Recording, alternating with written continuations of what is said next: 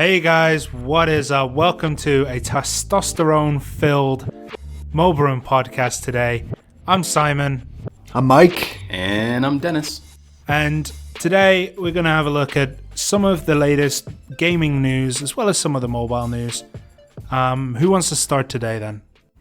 Sure. I had a small exciting news. I don't know, I guess you heard Supercell, which is partly Tencent, by the way. Supercell invested 2.9 million in a small studio called Shipyard Games. So this studio is not unknown. At least the CEO has been working on games in the past. They're pretty famous. Gray Zone. But this is really interesting because the studio is specialized into making location games like Pokemon Go. And now you have this big player like Supercell who comes in and go like, hey guys, here's some stuff, make some game. So there are two questions: is what kind of IP are they going to get from there, and what kind of game in the end? Because this is big money, big studio. Is it going to end up like Niantic, or is it going to be, I don't know, the game of the year? Never know. So has Shipyard come out with a game? No. The news came out really recently, so it's. I mean, like in their backlog, have they ever just come out with a game ever before, or are they a completely new studio? Not famous enough. Probably I could check this out. I know that the CEO has this history, but probably with a different studio. Gotcha. Because I looked at the logo or whatever for the article, and it looks all beautiful. It looks like they're well established, but I wasn't too sure. It's probably just a marketing scam. Maybe, but from that image, it looks pretty neat. So I'm looking forward to whatever they come out with. Hopefully, it's good. But I mean, United have a very nice professional logo, and look at their company. I wouldn't say it's nice looking. It's okay. It's corporate, but they're far from corporate. It's a small studio, and I love really small studios. They're in Helsinki, by the way, and I think Finnish people are famous for a few games. You know? I mean, Northern Europe. Just Supercell, basically, isn't it? That's probably how they knew each other. It probably is. I mean, 2.9 million in the grand scheme of things is not a lot of money, is it? It's not, but it could be a lot for a small studio like that. Yeah, I think it's definitely a lot for a small mobile studio. But I mean, it's an acquisition, right? Is it an acquisition or a partnership? No. I think they're just giving them money, so they're just more like a publisher in a way, and then they're just developing the game off of that budget. So Supercell will probably just steal the game at the end of it and publish under Supercell. It's not stealing. They're acting like a VC. So that's where it's scary. Say they give you a lot of money, so you have the funds to do whatever you want. But then that's why people sometimes try to avoid VCs, is that if you get money from an external source, they have something to say about what you do. And they will probably give a direction to the game, refuse a few ideas. So that's what's scary too, yeah. I mean, my big issue is for a normal person, it's quite a lot of money. This is I don't think they have any games released. As far as we know. As far as we know, for all we know, Supercell are just buying the infrastructure. They're just paying. They want to make a localized game. I don't know, Clash of World or whatever they're going to call it. And then probably go by the GPS games of Pokemon Go with a Clash skin. That's what I think they're going to do. I hope that's not there. Really. I mean, I think that kind of thing would fall flat. As much as the Clash aesthetic is popular, I don't think the Clash characters are popular enough for me to go out in summer when it's 400 degrees outside and go catch a barbarian or something. I mean, they do have this cartoon about Clash of Clans, which is quite funny. Now, consider not catching a barbarian, but going see your neighbor and destroying his tower. Tower, not door. But I mean, that would be... I mean, as fun as that sounds, why? I mean, picture that. A real-life tower defense game. Yeah, but you won't be able to build anything. How are you going to be building? Are you going to be placing things The problem is with with local games like this, that use GPS, you can't place player-based things in the world. I don't think that's going to be possible. That would be too much server load. I see that as like a local gym, let's say. you have your own realm. Let's say, okay, that's the place where you place your traps, your towers, your defenses, etc. And that's your account. That's what you pay for. That's what you build.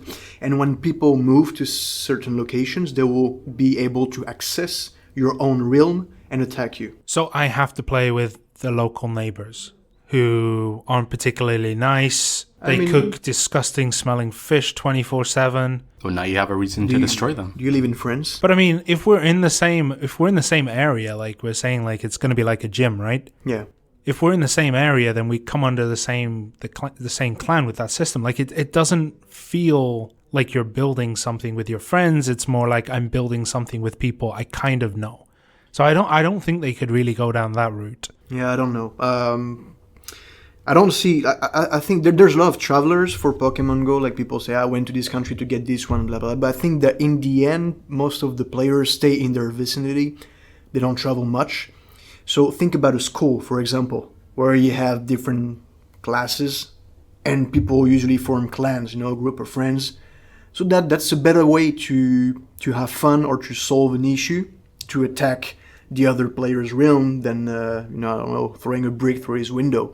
I'm pushing to the extreme, but I think it's possible. It might be completely different. It's just speculations, but yeah, could be fun. I mean, if every player set up their own home node that you can attack, I mean, you'd have to be Microsoft to be able to handle that kind of server pressure, right?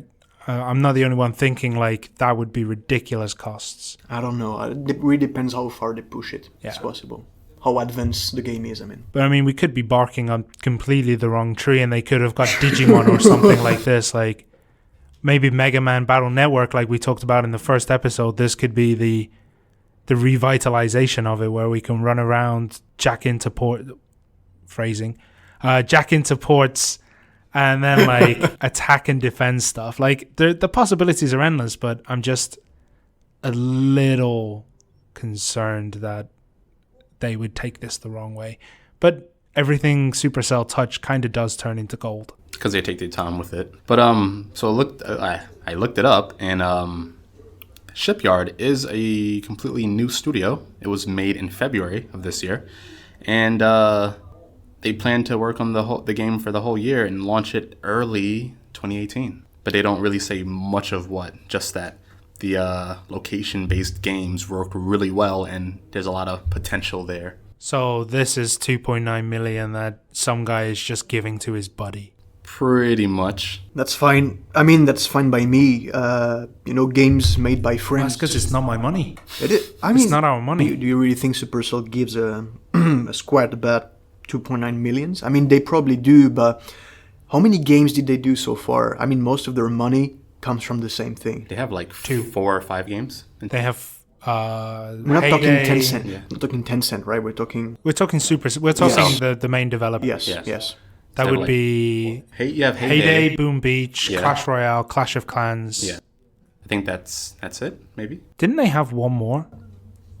I don't know. Like I feel like there's one that failed really, really hard. Maybe, but the one that worked are those ones. Oh, yeah, I mean, Heyday and Boom Beach weren't as popular as. Actually, Boom Beach was the one that really didn't do as well. But they made most of their initial money from Heyday. Then Clash of Clans started making like a ton of money, and then they came up with Clash Royale, which is like gold. But it's only 4 games that they have.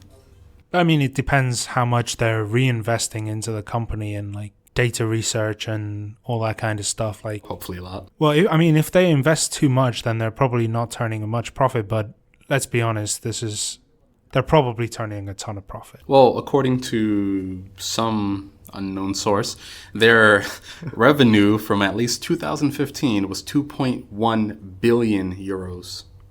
Pocket change. So that 2.9 was it? Yeah, 2.9. That's nothing. It's pennies. Plus, as we talked last time, it's not like they have a lot of employees to pay, right? They stay small. Mm-hmm. Because, well, again, as I said, I think it's also just the spirit. That's how games should be developed. The bigger you are, the harder it is in terms of creativity. But also taxes and all those money parts. I mean, I don't think they pay so much. But it depends what you contract out, right? Like they probably contract out most of their services. They do. They do develop in-house, or are they No, they contracting? use contractors. They use contractors for the developing part as well. So what exactly do people do at Supercell HQ? It's probably the VPs, maybe the original intern that died there and they didn't find his body. I don't know, but well, guess what? They keep on paying him. But yeah, that's I don't know, 50 people or something like that. We need to check that, but that's probably all the decisions, the strategy. So all the developing part, probably the art direction too. So all the direction, yeah. So direction probably is what's being done in Helsinki. Yep. All right, let's move on to another piece of news today. Minecraft Pocket Edition receives new Chinese skins, music. Basically, isn't this like all in-app purchases from what I've read? This is an update. Mm-hmm. So, you know how it works. You get the content. I mean, you get it in store, and then you get it if you pay. I don't think this is a free content. I'm personally not. I mean, Minecraft has been running for I don't know how long. Years and years. I mean, we keep on having. You know, we have a channel dedicated to that on TV, on cable TV in Korea, where you have those guys just doing role playing. Well, they've made I don't think it's a channel, but like they do have a TV show where they are just running around as Minecraft characters role playing. What? I know people like it. Yeah. I don't think it aims for a market that we're not part of, right? Mm-hmm. Minecraft in general aims for the younger market. We're not really part of it. I mean, there's two kind of players for Minecraft. There's the people who like to do role playing, and it's really creepy. I've seen some stuff. I regret seeing it. I don't know. I like kinky stuff, but this is way too far. And you have the builders. Yep. Like I've seen recently this guy who did the whole world, or at least a part of Harry Potter, on Minecraft, and well, you say it took him ages, so I guess maybe more than a year. This is dedication for sure. Yep. It's just a builder game, but that's all. I don't see much fun to that. You could probably do that in some other game and spend less time. But I mean, one of the main keys to Minecraft's success has been how easy it is to install mods and install new skins, new music, and apply that to the server. By putting that behind a paywall, that's kind of against what Minecraft has been based on. However, this is the Pocket Edition that nobody cares about. Right. Oh, I think it still has a lot of players on the Pocket Edition. But you can't join your PC server on the Pocket Edition, I don't think. No, I think it's completely it's like separate. It's a light version or something. Yeah. I won't lie, I've been trying to install it a while ago, but it didn't last long. Like I wanted to try. I just I don't have the time and or the dedication to go on PC and spend hours on it. So I thought, okay, what the hell? Let's just get on the mobile version. It looks like it's when they say Pocket Edition, it's not because it's on phone only. It's because it's also smaller. The world is smaller. I think so, and the functions might be too because it's on phone. No, I think the functions are the same. Like Minecraft on PC is still pretty bare bones. It's a very basic game. Okay. But I mean, you have to pay for the original app, right? I think it's like $6 in the store. I think so, yeah. So like double dipping is usually very, very frowned upon, but because this is Minecraft, are people going to be more accepting of this? Well, it depends on the IP, I guess, because like every 3 or 2 years or something, Square Enix comes out with another Final Fantasy on a new platform, and people are still shelling out money for it. So I think it's okay. All right, talking about Final Fantasy, did you guys hear that there was a guy who got his Cloud and Barret to level 99 before the first boss? I saw the headline, but I didn't actually look at it, so I'm not sure. This guy's story is just incredible. So basically, he was part of a forum. Someone on there was doing this challenge, like get to 99, blah, blah, blah, blah. And the guy was following it. This user was following it. And then all of a sudden, the update stopped. There was the person who originally was going to do this challenge just stopped updating his post, stopped talking about it. Mm-hmm. The user who ended up doing it got really annoyed at this and decided, you know what? I'm going to do it myself. So for 2 years, this guy has been playing. I think if I remember correctly, it was 500, 600 hours of pure grinding to get to level 99 before the first boss. And he says the only reason I did it is because I just wanted to say to that guy.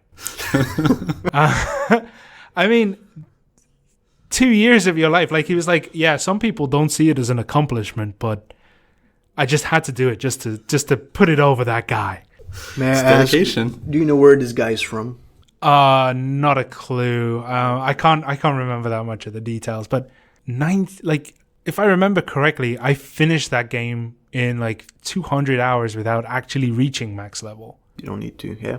And this guy spent 500 hours just grinding. Just grinding. And don't forget, like, the EXP doesn't scale depending on your level. So that means, like, you know, you gain the first few levels and like 3 kills, and then by the time you get to 98 to 99, it's probably going to take you like 3.5 months of killing. I'd call this guy sick. I've been playing a few Final Fantasies, and I'm the kind of guy that like to be prepared before a fight. You can call me a if you want, but that's why I like Do you use Final potions? Fantasies. What's that? Do you use potions? I think yes. I think I do. I think I did. It's been a while. It's been a really long time. You but what I mean, way better than me. I just went in, hope for the best. no, yeah, but that just doesn't work. And you know why? Because one time it happened to me. I didn't level up enough, and I got stuck in front of a boss. I died. I was obviously not prepared, and I got stuck. I could not go back and level up. I was like, okay, so basically that was, I think that was on PS2. Might have been Final Fantasy X, the last best one, the last good one, and I had to just give up on everything and restart. So, and knowing that Final Fantasy, that's happened to all of us, I think.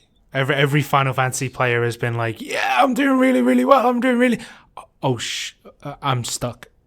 That happens in like every RPG for me. Yep. but you're not supposed to have to go. I mean, yeah, you have save when you have multi-saves, like on the Elder Scrolls, when you can like have hundreds of those. That's fine. Yep.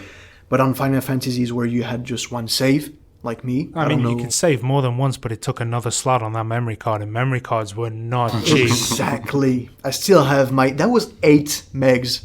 I still have my cards at home. I probably still have the save on it. Wasn't that PS2 was 8 megs? Yes. What was PlayStation 1? Was it like... Um, I know all I Few remember is kilobytes. that it had 15 slots. Was it 20 slots? Jesus. but that was a real job to manage your game and knowing which one you wanted to keep or not. You couldn't have more than 10 games at the same time and have more than one. That was terrible.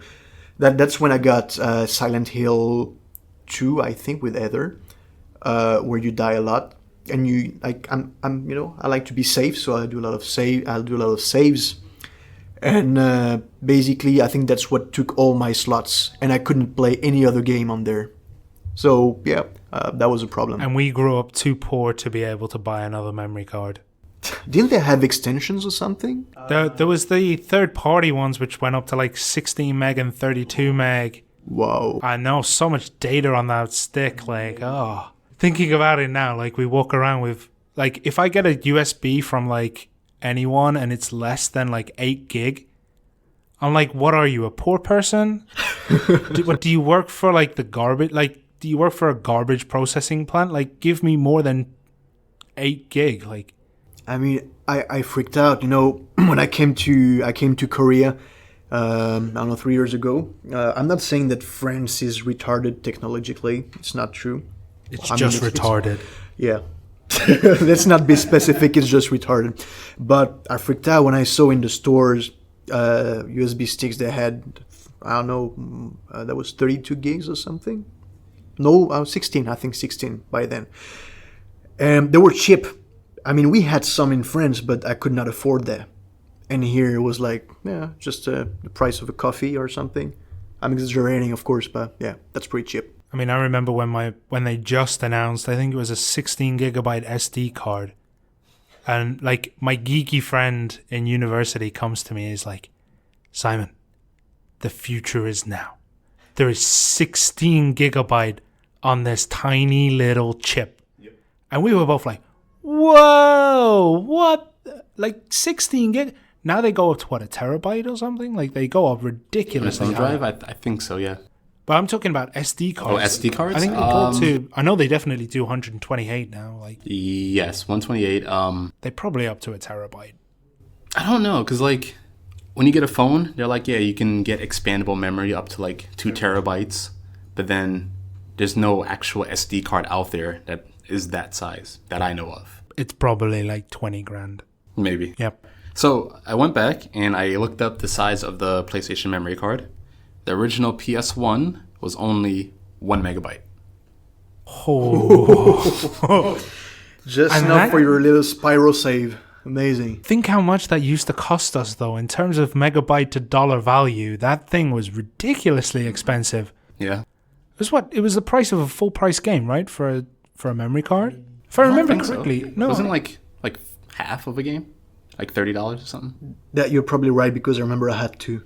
So that's probably all I could afford. One game. Stole one. What do you mean? I don't steal anything. One was probably a Mad Catz. Rest in peace, Mad Catz.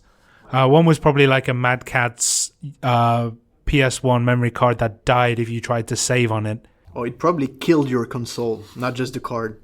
I mean, Mad Catz as a company is dead now, by the way, if you didn't know. Good riddance. Their fight sticks were the best fight sticks ever created. Like for console market, they were amazing. Street Fighter 4 Tournament Edition stick was unreal. Maybe that's like the only thing that they made that was good. Like the controllers were crap. Like I hated buying them, but they were super cheap and I needed something. So I just buy it, and then like after a month or so it just breaks. Well, yeah. But their tournament sticks definitely did bring the company back up, and now they're quality. Dead. So that means getting a good fighting stick means you probably have to go rob an arcade again. Or just go get Razer. No. Ooh, yeah, don't talk about Razer, please. I mean, they look nice, they're glossy and everything, but please, no. I mean, I had a Razer Death Adder mouse. It was all right. It worked well for about a year and then just stopped clicking. And then the scroll wheel died. And then it just died, and I still tried to use it because I paid so much money for that stupid mouse. Lucky for me, I ended up buying like a SteelSeries mouse. Yep. So that's definitely a step up. And I have a Ducky keyboard, which is quite nice. A Ducky? Ducky. They're a mechanical keyboard. Gotcha. Oh. Okay. Oh, you do collect those ones? I do collect mechanical keyboards. If anybody wants to send me a mechanical keyboard for like product testing, I'd very happily receive them. Wait until you see the size of his fingers. You don't want to send anything. And see the size of the keyboard I use at work, which is a mini, which is like it's ridiculously small. Okay, we've been drifting a bit away from the news, but we can actually talk about something that's quite interesting from the Un'Goro update. So HearthStone recently released their new word and new packs for Un'Goro. They've been teasing it for quite a while now, and it seems like. So, I mean, the cards are fine and people enjoy it, but the system behind it and the way to get it seems to be troublesome for many, and now it makes a lot of noise. Maybe Simon, what do you think about it? Because you're playing Hearthstone quite a bit. Yeah, I generally play Hearthstone at lunch and when I'm at home for a little bit. I think this problem has always been there. But the issues come out because Blizzard have gone from, I think it was 2 expansion packs, 2 adventures, to 3 expansion packs a year. This makes the cost of playing very expensive. And this set of cards have actually been really, really good. The problem is there are too many cards you need that are very high in rarity, like legendary and stuff. And the cost of getting these like game-defining cards is way too high.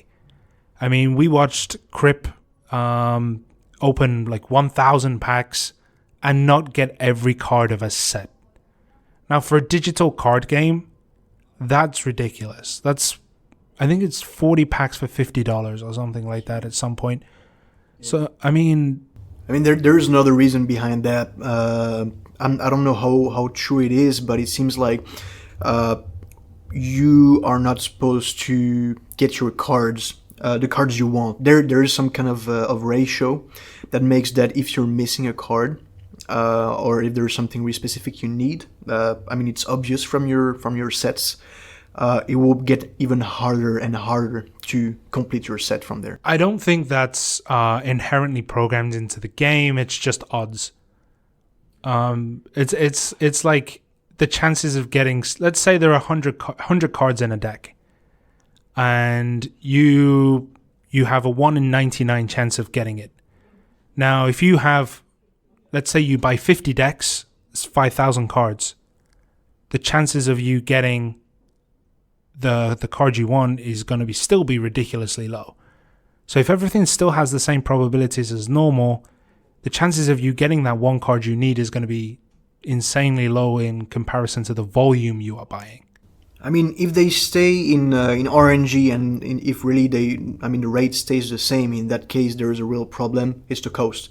Because if you know that you will need to pull more cards in order to finish your set, in that case, at some point you're just going to be ruined, right? Yep. Financially. I don't know in the end really what's the percentage for one specific card that you need in the end to complete the set. So it doesn't actually go by specific cards, it goes by rarity, the odds. So that's where the issue comes from. And you can get duplicates. So getting duplicates is a huge issue when you're looking, let's say you're looking for one legendary, but there are 10 legendaries. Now you're pretty much guaranteed one legendary every it's every 40 packs you're guaranteed at least one legendary. There is a pity timer. Okay. So that's every 40 packs you're guaranteed one legendary, but you're looking for 1 out of 15, 1 out of 20. Right. And you can get repeats. So like the odds of you getting that bloody card is ridiculously low. But it's like that for like all of these mobile games with a drawing system in it.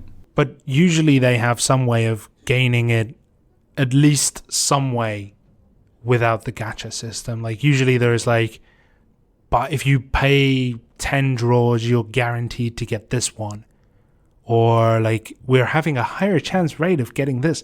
There's no such thing in Blizzard. Also, those type of games usually have daily check-ins. Mm-hmm. They usually have giveaways. Like they want to be nice to their players. Blizzard doesn't care. True. When you compare that to Fire Emblem Heroes, which has events, weekly events. Actually, they have daily events where they give you specific heroes that you might be missing.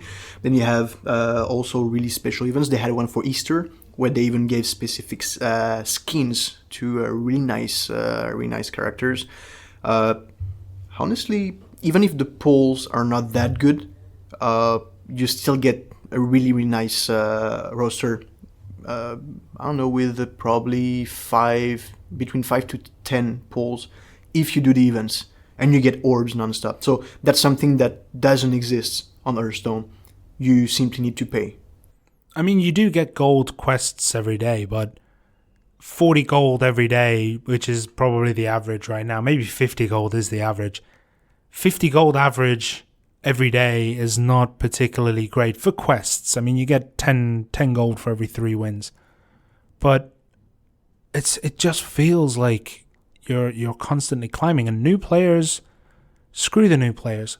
What about players like me? I've been playing constantly all this time and I still don't have full sets. And like the cards I invested in because I thought they were going to be timeless, which is what Blizzard said, they turn around and remove them from standard. Ragnaros and Sylvanas, rest in peace. But an Azure Drake, how could I forget Azure Drake, a guy who's been a staple in my decks for the last 3 years. Like, Blizzard said, standard, your classic cards will not be touched. They've altered the deal. Let's pray they do not alter it further. Things change. It happens. I mean, they gave me full dust refund. Wonderful. But still. So was it more like a balance issue or what? They said they were too flexible or something like that. The cards were in too many decks. They restricted archetypes. I don't think they did. Like, they were useful cards. Mm-hmm. Why didn't Blizzard just make more useful cards? It doesn't need to be the same effect, but give me something that I want to put in every deck. Instead of making neutral legendaries like Gimped. Like, neutral legendaries in the game are just not particularly great anymore.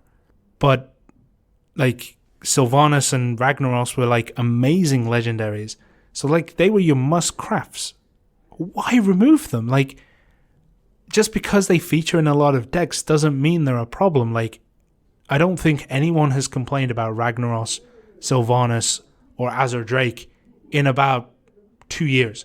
Like, when they released, they were really strong because nobody had cards to counter them. Suddenly we have other good cards, and it's like, oh yeah, Ragnaros has some good value. You can put it in quite a few decks. Blizzard have turned around and gone, we don't care if you can put it in other decks. Okay, well, I think that's pretty much all. I heard something about, I think there was a neutral card, Shadow something that's been changed too. But well, as you can see, I'm not too much versed into HearthStone. So how about we switch to a game that you've been expecting for how long now? Oh dear. I mean, I saw you almost trying to buy plane tickets to go into this geolocked country to try and be the first to play to it. Of course, we are talking about Transformers Forged to Fight. Amazing. I cannot express my utter disappointment for Forged to Fight. So I haven't seen the gameplay for it, but I saw the trailers and they look pretty neat. So I mean, what's so bad about it? Well, it's a fighting game where you don't actually fight other people. It's like playing Tekken single player. Okay, so everything's all AI controlled? Yep. So you're playing against AI. You can control it yourself. You can control your own character, but everything else is AI. You swipe, you tap, you hold, done. Do you know Contest of Champion? I do not. Okay. Well, that's basically the same game with new skins. They've added 2 new mechanics. One is every character has a ranged attack.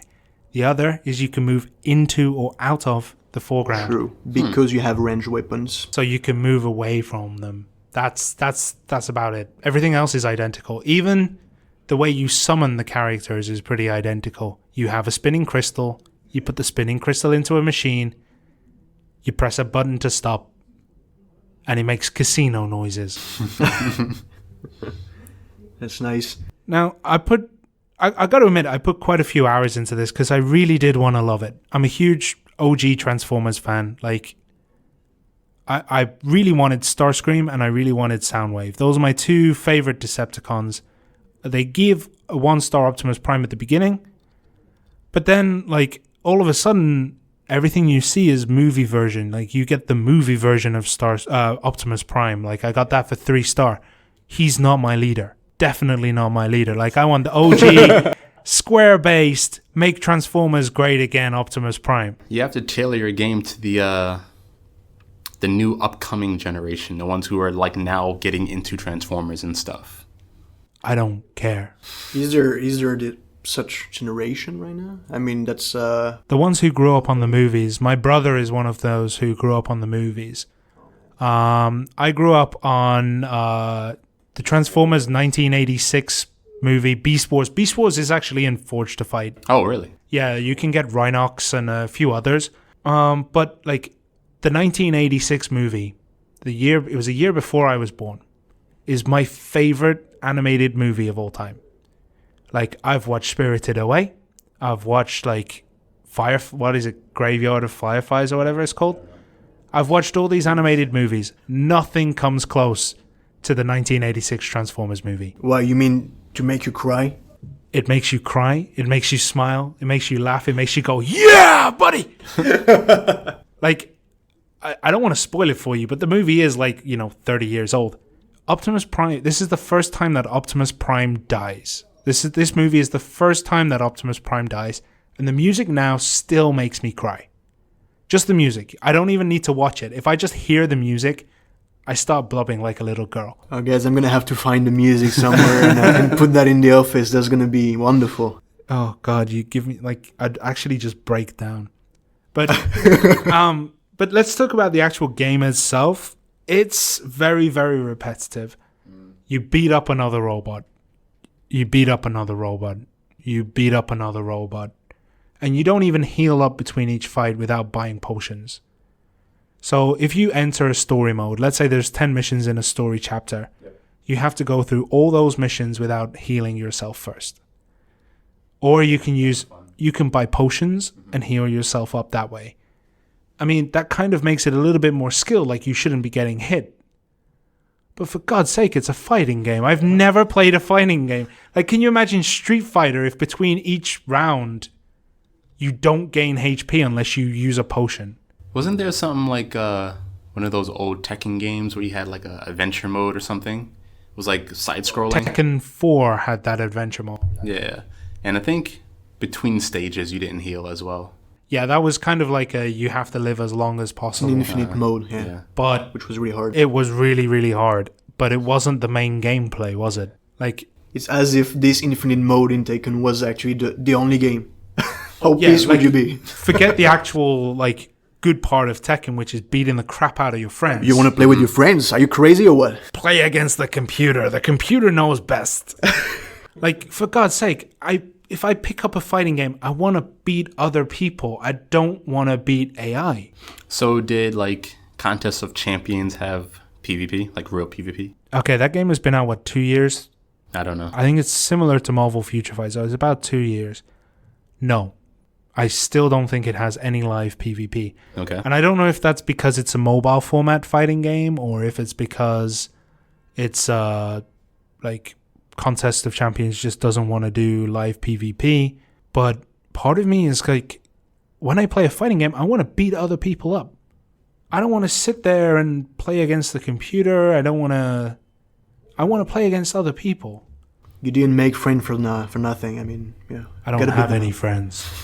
Oh, well, luckily you have the AI. No, but I mean, yeah, seriously, that's not funny. So, but for me, like, I'm terrible at fighting games, so playing with friends is not fun, because I always lose, so I just, like, button mash all the time. Yeah. Where are you from? East Coast or West Coast of America? East. Oh, God. You're letting down the side, mate.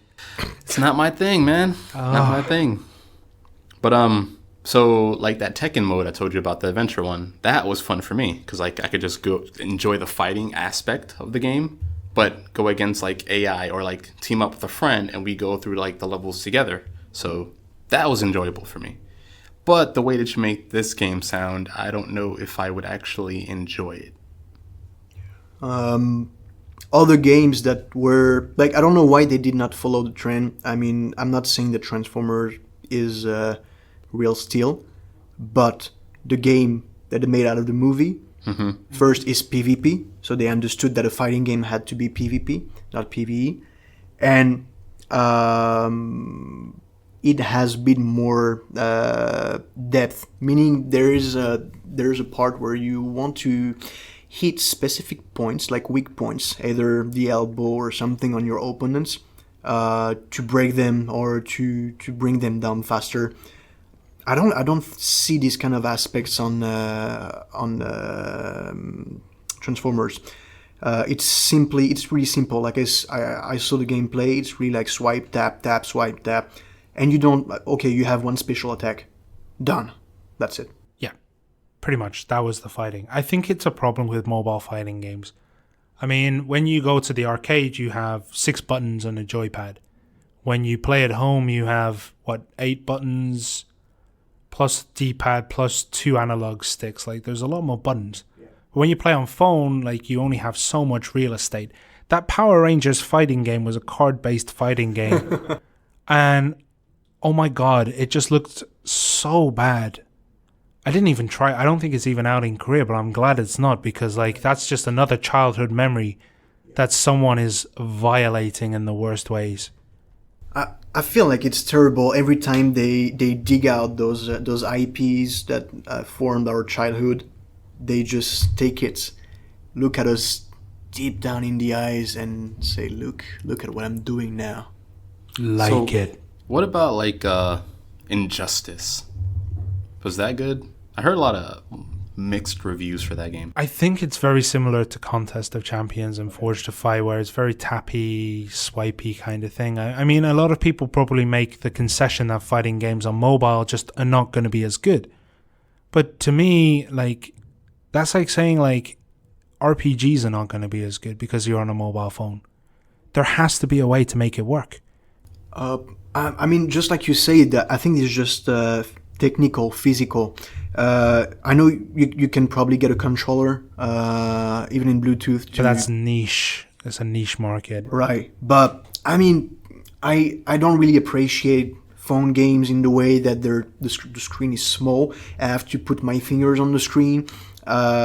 I'm not even talking about fighting games where sometimes you need combinations. Like, think about the classic games. How do you do that?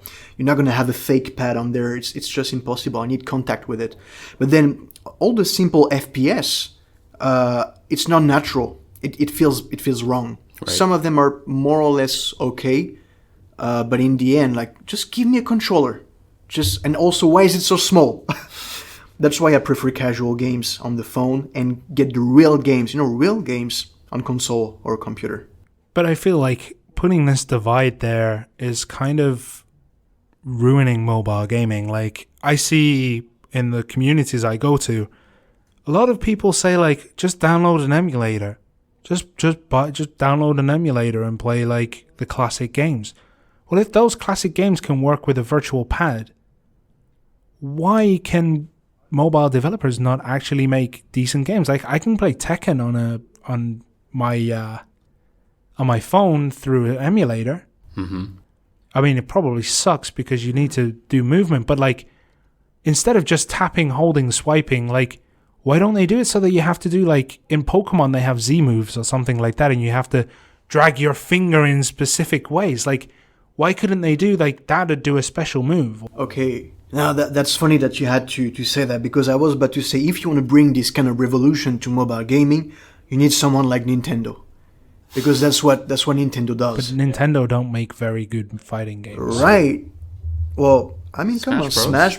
Okay, is it third party? No, it's not. Smash is first party, but like, I just realized that I said that and then thought about Smash. Yeah, I'm sorry. So you're going to be mute for 10 seconds for that?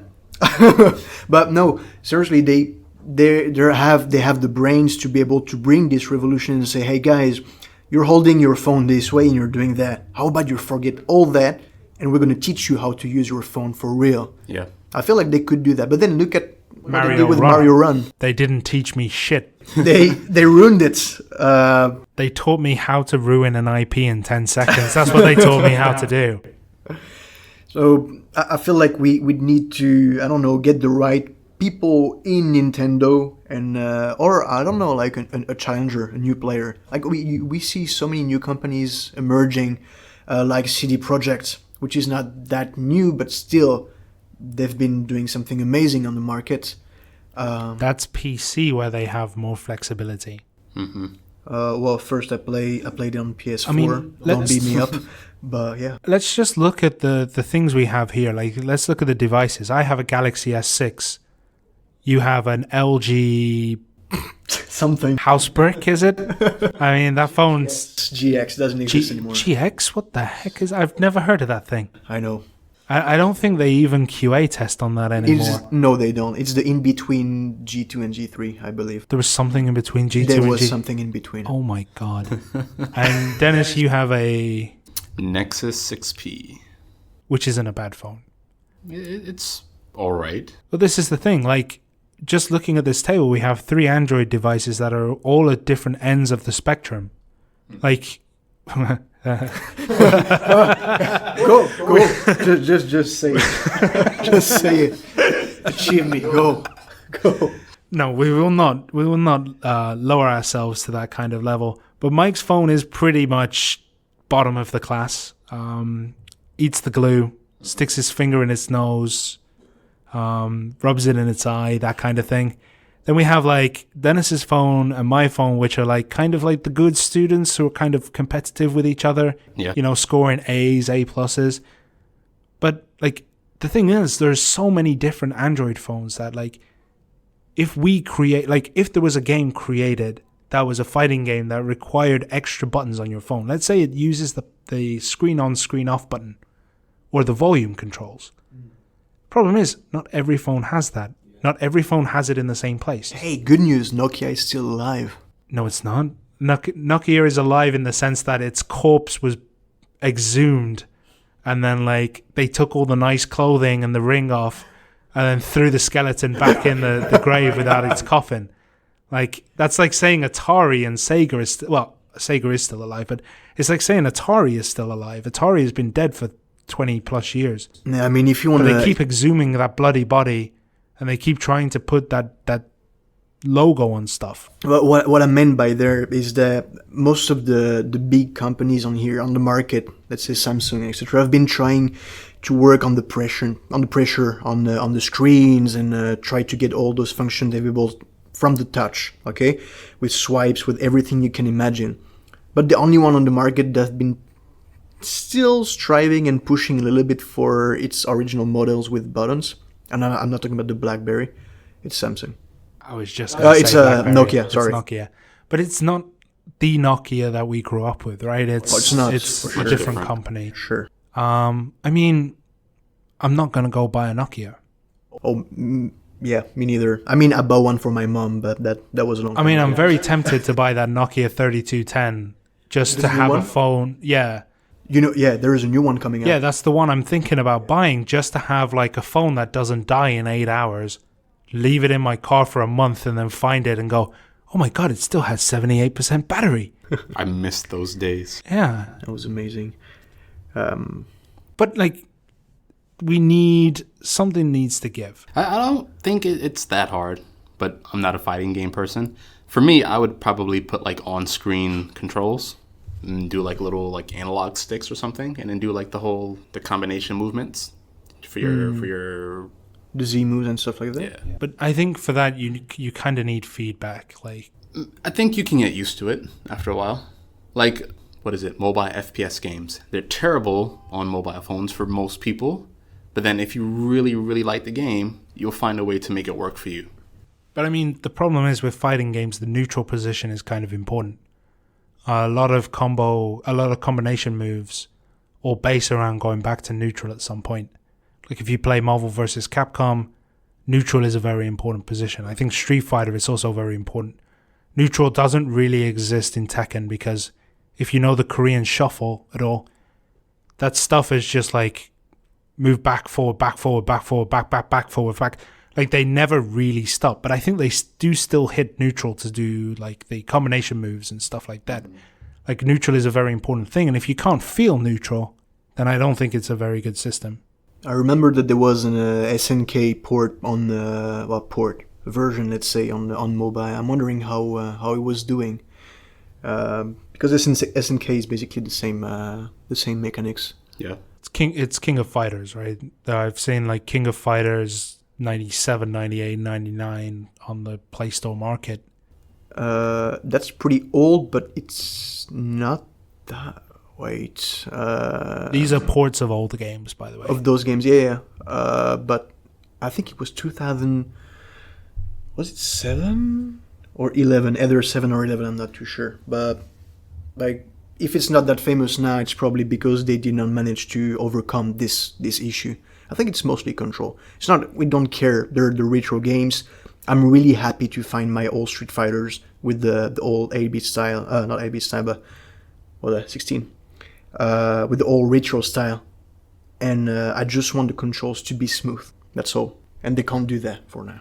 All right, so I think we're almost done here. Let's just agree that mobile fighting games still have a very long way to come. Is there anything else that people would like to add before we close this up? I think we're good. Guys, if you're listening to our podcast on YouTube, don't forget to hit the like button, and don't forget to subscribe either, so you can see more of our videos and listen to more of our rambling on our podcasts. If you're listening on SoundCloud, I have no idea how you found this. Thank you for listening. I think there's a like button or a follow button. Mm-hmm. There must be something. Yeah. Press it so you can hear my beautiful smooth voice and Dennis's loud raspy voice. Ooh. I just felt the ground shake. Is that just me? But if you find us on SoundCloud, if you find us in any other medium, like let us know on Twitter. I think what is it, at Mobirum World? Yep. So it's at Mobirum World, and Facebook as well or something. I don't know. It's just, if you just simply look search for Mobirum on YouTube and Twitter, you'll find us as the main accounts. All right. There's only one. That's all for today, guys. Thank you very much. Thank you. Bye-bye. See ya. And like this video if you want more content. We have new things coming out for you daily, and we think you will enjoy it. Make sure to follow us on Twitter at Mobirum World and on our Facebook at Mobirum, and also check out our Mobirum Discovery page on Mobirum.com. We'll see you later. Peace.